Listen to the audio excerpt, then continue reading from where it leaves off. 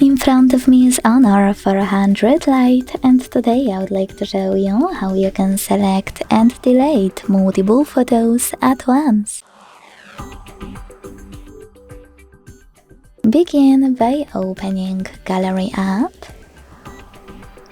hitting Agree if you never used it before, and choosing Get Started.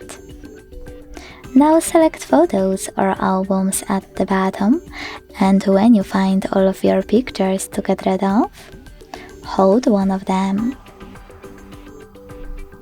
Then to select multiple, use this icon at the top right corner. To keep some of your photos, tap on the chosen ones, and to get rid of the rest, use the Delete button at the bottom. Then confirm your choice in the pop-up.